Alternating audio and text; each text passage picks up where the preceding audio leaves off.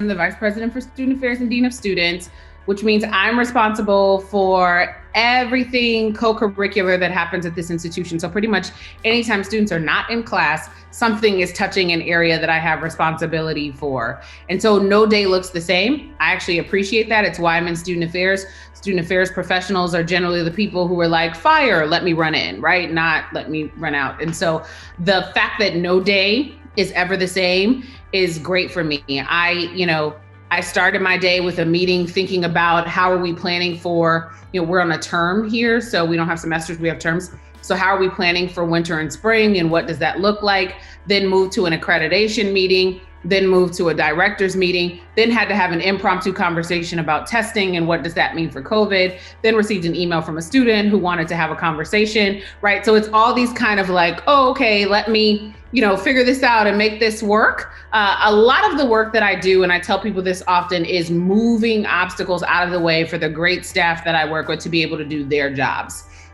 As a vice president, I now sit at a level where I'm advocating on other folks' behalf. And so it's important to me that I can move those things out of the way for them. I think that part of what has really come in handy when I look back at my program was the understanding of culture. So Dr. Lilly, who is still there at UT, I absolutely adore her, taught a class on campus culture. And that by far has to be one of the things that I think about, and it impresses upon me on a regular basis. And I have seen this at every institution that I've worked at. Understanding campus culture matters, right? And so whenever I walk into a position and walk onto a campus, I'm trying to understand what makes this place tick and how do I fit into that, right? And so how can I be effective here? And the only way to be effective is to understand the culture, to understand how you fit into it, and to understand that if part of the culture needs to shift, how do you do that while still being within that culture? So one, resumes and cover letters are so critical. And so part of kind of, understanding and figuring that out, it'll start with campus culture. One mistake that people often make with resumes and cover letters is that they have them and they're generic and they don't change them. And the only thing that they might change is the name of the institution. That's so not okay. As somebody who was responsible for like all of the hiring at Stanford and now even here at Union, I make it a point to read every single application for positions that are coming in my division. I want to know that you understand the place that you've applied to. And so again, that understanding of campus culture and the importance of it has made me successful in applications because I am intentional in the way that I write my cover letters. And so I am going to use an institution's language in my cover letter, right? Because it shows them, one, that I've done my homework, but two, that I understand the things that are important to them. So some of it is you've got to do your homework and start to see where are the common themes. Okay, this is starting to show up in multiple places. This matters to them. What language do they use? For instance, I had always worked at co-educational institutions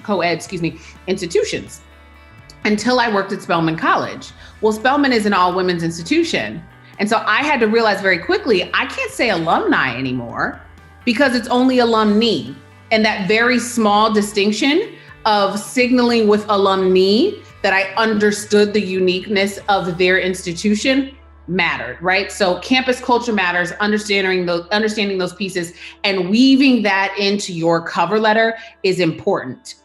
Read the job descriptions as well, right? So when people list out the things that they want, use that and articulate that in your cover letter and your resume. If there are 10 things that they're interested in seeing and you have them, be able to put that on your resume, be able to talk about that in your cover letter. And oftentimes people miss that, right? Because they're so used to kind of these form standard letters. And the cover letter truly is the opportunity for someone to see who you are and how are you going to fit. It's your draw in. It gets somebody to say, "Ooh, I want to have another conversation with them. Like I want to learn a little bit more," And so it's important that you take time to understand the institution, to do your research, and to put that in the cover letter so they see that you see them, right? They need to see that you see them in that process. I think in terms of the actual interviews, in terms of figuring out identity and being comfortable in who you are, right? It is this meshing now of those two things. So how do you take the culture of an institution and what they're about, and then think about what are your strengths that you can bring that complement that, and being able to articulate those things and lead with them. It also means that you have to be confident in who you are, and you have to be comfortable walking into a space and saying, this is who I am, and I'm interested in seeing who you are, and hopefully we will complement each other. But if we don't, that's okay. Because sometimes we move into spaces in our job processes where we're like, I must have this job. And when we do that, we cloud ourselves sometimes so that we miss that actually this might not be the right space and place for us.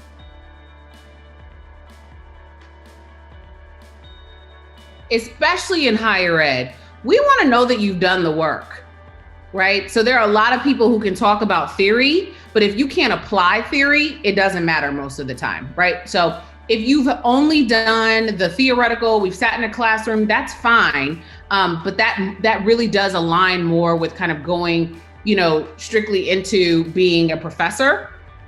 And we need professors in this field. So please, if that is your area, do that.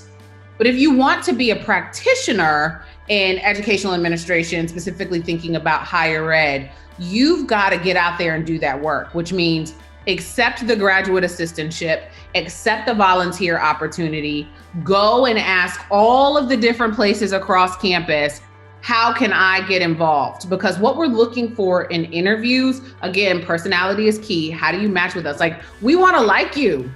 So when you come to us, we need to know, are we going to want to hang, like, are we going to want to go to lunch with you? Are you going to be cool? Like, are you going to add something? At the same time, are you going to challenge us? Don't shy away from the difficult questions, and prepare for the difficult questions. And don't give canned answers. I hate a canned answer. Like, don't do it. And because oftentimes people are overthinking in interviews because they're trying to say the right thing. And in trying to say the right thing, you generally mess up. Don't think about saying the right thing. Say the honest thing, right? If you don't know, you don't know. The final thing in terms of committees, especially in student affairs, that's important is, are you starting from a place of yes? And what is your why?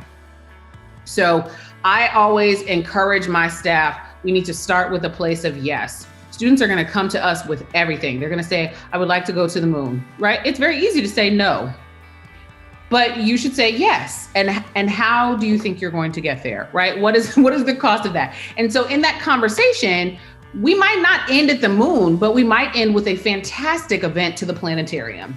But that would have never happened if you had started from a place of no, instead of starting from a place of yes. And you have to remember your why.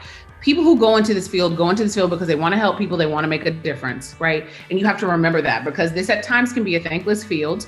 I tell people all the time, this work is seed planting in higher education. I wholeheartedly believe that we plant seeds every single day, and we water those seeds. And sometimes we're watering seeds that someone else has planted. And we have to hold to the hope that those seeds are going to bear fruit. And we might not ever see it, but we have to know that it will happen. And the beautiful moments are when students come back and say, hey, like, I'm doing XYZ now, and I want you to know that you played a role in that, right? Like, that's the magic, and that's fantastic, but you won't see that every single day. And so you have to remember your why and what you're doing, And so again, think about all of that as you develop and get comfortable with who you are, and being able to be your authentic self and bring that to the table. Authenticity, vulnerability, those things matter so much in this field. And if we cannot do what we ask our students to do every day, it won't work.